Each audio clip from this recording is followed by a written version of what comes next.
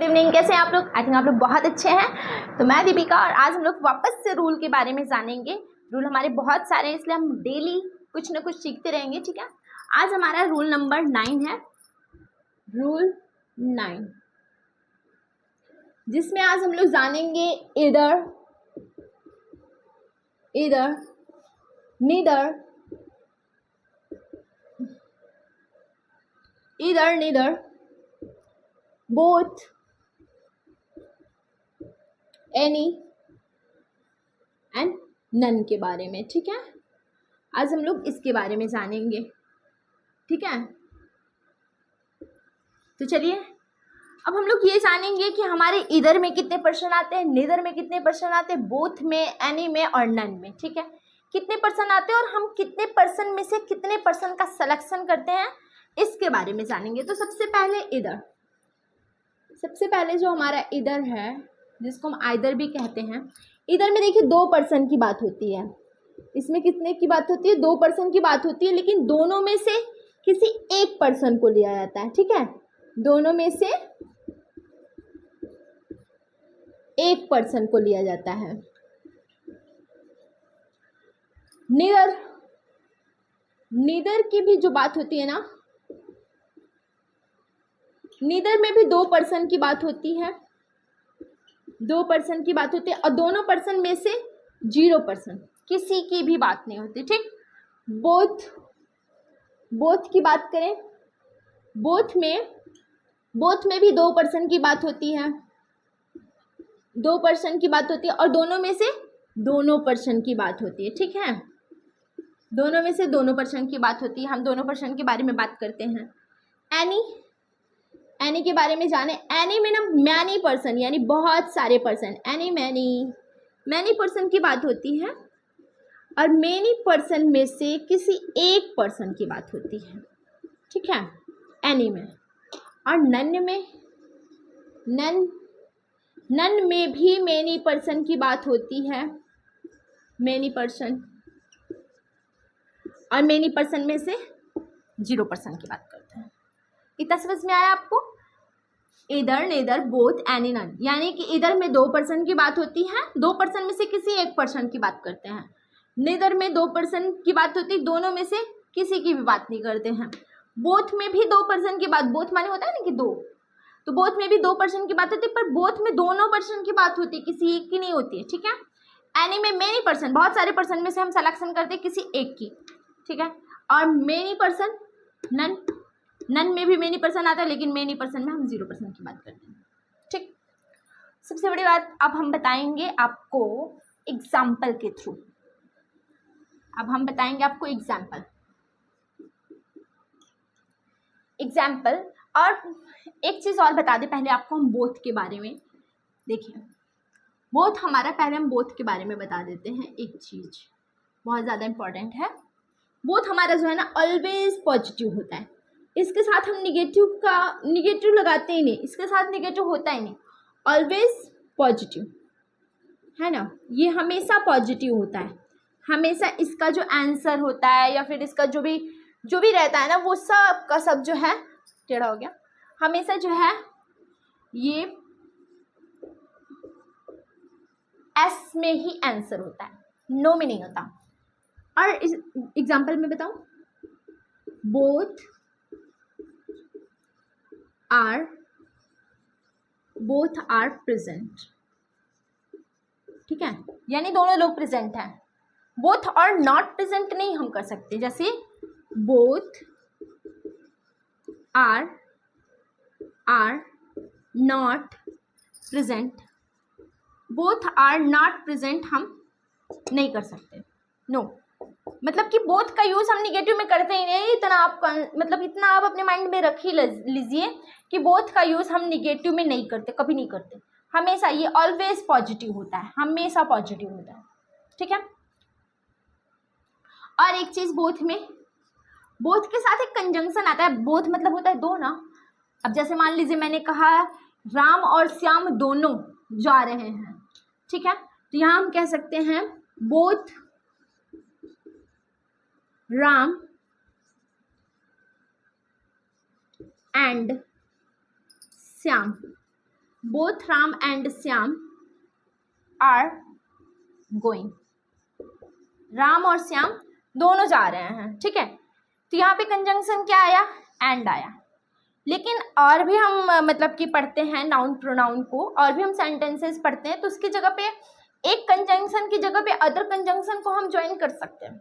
जैसे हम आगे पढ़ेंगे कि दो नाउन के बीच में कोई अगर कंजंक्शन आ रहा है तो फिर हम उसके साथ वर्ब कौन सा लगाएंगे, ठीक है। तो यहाँ पे लेकिन बोथ अगर है, अगर यहाँ बोथ है तो इसके साथ हमेशा सिर्फ और सिर्फ एंड का यूज होगा, एंड नथिंग, और कुछ भी चीज़ इसके साथ नहीं, अगर ना एज वेल आएगा, ना जो है मतलब कुछ भी नहीं आएगा। ये सिर्फ और सिर्फ एंड से ही दो नाउन्स को आप जोड़ सकते हैं, सिर्फ एंड से जोड़ सकते हैं। कंजंक्शन इसमें जो आएगा सिर्फ और सिर्फ एंड आएगा, ठीक है। ये कुछ भी और नहीं लेगा, जैसे कि हम यहाँ पे और लगा दें, या फिर बोथ राम आर श्याम, ठीक है, both Ram or Shyam are going, are going. तो ऐसा भी बिल्कुल नहीं होगा, ये गलत है। हम यहाँ आर नहीं लगा सकते, हम यहाँ एज वेल एज नहीं लगा सकते, हम यहाँ बिसाइड्स नहीं लगा सकते, लाइक नहीं लगा सकते, मतलब नॉट एनी कंजंक्शन एंड के अलावा। एंड के अलावा हम कोई कंजंक्शन नहीं लगा सकते बोथ के साथ, ठीक है। बोथ के साथ हमेशा एंड लगेगा। ये हमारा बोथ का था, और बोथ हमेशा पॉजिटिव रहेगा, कभी भी बोथ हमारा निगेटिव नहीं होता। जैसे कि मैं बताऊँ, एक एग्जाम्पल और देती हूँ। जैसे मान लीजिए मैं नीदर का एग्जाम्पल देती हूँ, ठीक है, मैं नीदर का एग्जाम्पल देती हूँ। नीदर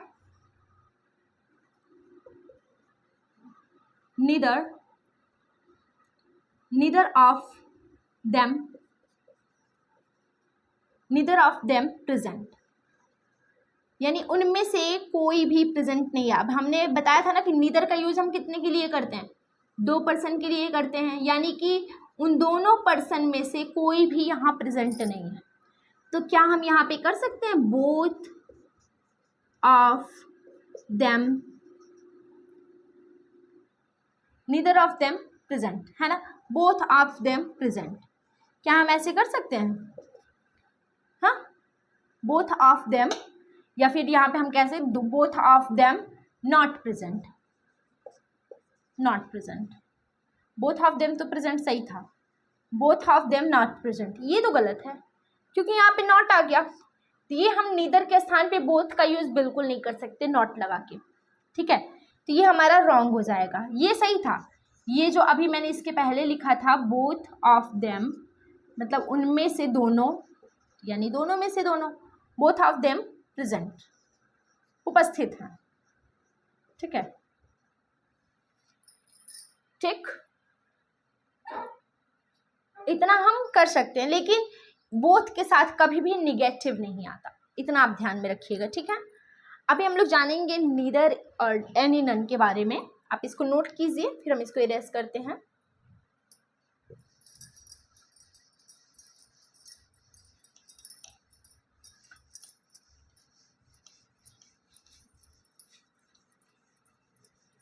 चलिए देखिए, हमने क्या बताया था, नीदर। नीदर हमारा इधर का तो हमें समझ में आ गया, हम बोल सकते हैं इधर के एग्जाम्पल में बोल सकते हैं इधर, इधर के लिए हम एग्जाम्पल में बोल सकते हैं इधर was present, इधर was present, क्योंकि इधर हमारा किसी एक पर्सन की बात कर रहा है, और जब ये सिंगल पर्सन की बात कर रहा है तो ये हमारा वर्ब क्या होगा, सिंगुलर होगा, ठीक है। वर्ब हमारा कैसा होगा, सिंगुलर होगा, ठीक। इधर was present, या फिर हम कह सकते हैं इधर ऑफ देम, इधर ऑफ देम। अब इधर ऑफ देम यहाँ पे हम was लगाएं, ये नहीं, is लगाएं या are लगाएं, are doing well, are doing well। अब बताइए, इधर ऑफ देम is या are doing well। अब इसमें से हम क्या यूज करेंगे, हमारा सब्जेक्ट तो इधर है ना, ऑफ के पहले यानी प्रीपोजिशन के पहले हमेशा क्या होता है, मेन सब्जेक्ट होता है, हमेशा क्या होता है, मेन सब्जेक्ट होता है। तो हमारा मेन सब्जेक्ट क्या है, इधर है। तो जब इधर मेन सब्जेक्ट है तो हमारा वर्ब कैसा होगा, इज होगा, ठीक है, क्योंकि इधर के साथ हमेशा इज का यूज करते हैं। इधर क्या बता रहा है, इधर ऑफ देम यानी उन दोनों में से कोई एक, इधर ऑफ देम मतलब उनमें से कोई एक की बात कर रहा है, तो एक की बात कर रहा है तो हमारा वर्ब क्या हो जाएगा, इज हो जाएगा, ठीक है। और प्रीपोजिशन के पहले जो भी सब्जेक्ट जो भी होता है वो मेन सब्जेक्ट होता है, और इसके बाद तो ये मान लीजिए ये ऑब्जेक्ट तो है ही, ये क्या है, हमारा ऑब्जेक्ट है। ये हमारा इधर का था। अभी नीदर के बारे में बताते हैं। नीदर, नीदर देखिए, नीदर भी हमारा सिंगुलर है क्योंकि किसी की बात नहीं कर रहा है ना, लेकिन नीदर हमेशा दो पर्सन की बात करता है। जैसे हम अगर बोलें neither of student, neither of student,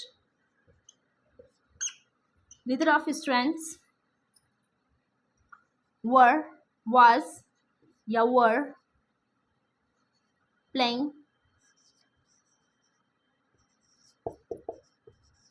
chess, ठीक है।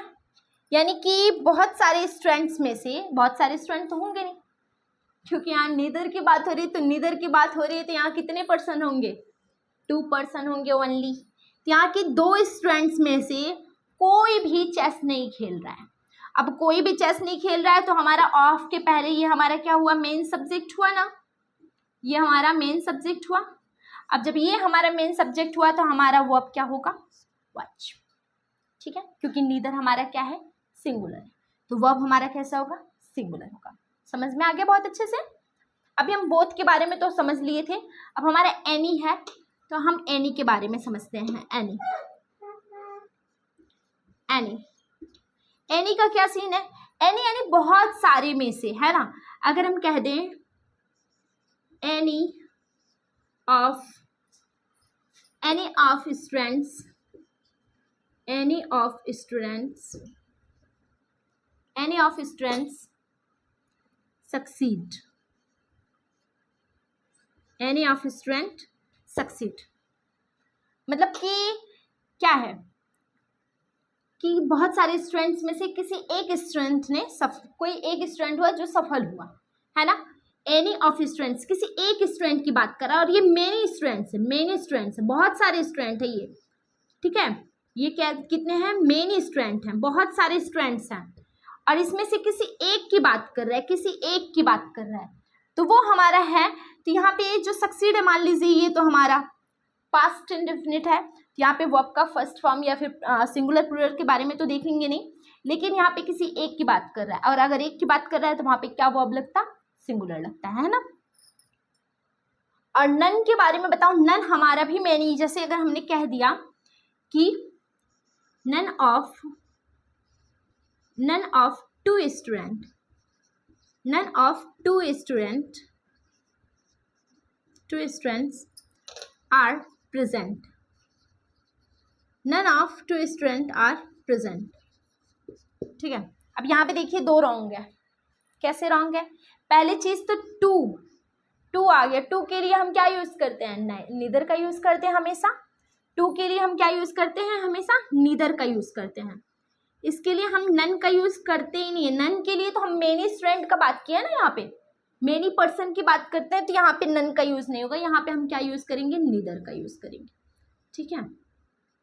यहाँ हमारा नीदर हो जाएगा, और अगर हमारा यहाँ नीदर है तो यहाँ पे हमारा वर्ब क्या होगा, इज हो जाएगा, आर हमारा रॉन्ग हो जाएगा। समझ में आई इतनी बात। तो ये हमारा था इधर, नीदर, बोथ, एनी, नन। मैं वापस से समझाती हूँ।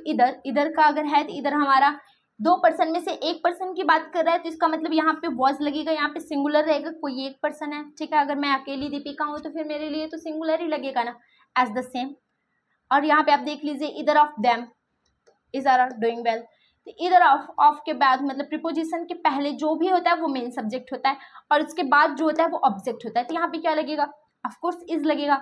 नीदर की बात करें तो नीदर हमेशा दो लोगों की बात करता है। यहाँ पे हम ये भी लगा सकते हैं कि नीदर ऑफ टू स्टूडेंट, तो ये हमारा करेक्ट हो जाएगा। नीदर ऑफ टू स्टूडेंट लगेगा तो भी हमारा करेक्ट है, नीदर ऑफ स्टूडेंट्स लगेगा तो भी हमारा करेक्ट है, ठीक है, क्योंकि यहाँ पे सिर्फ दो ही की बात हो रहा है। लेकिन अगर हम इसी नीदर को नन में चेंज कर दे कि नन ऑफ टू स्टूडेंट अगर हो गया, यहाँ पे रॉन्ग हो जाएगा, क्योंकि नन हमारा जो है ना, नन हमारा मेनी पर्सन की बात कर रहा है।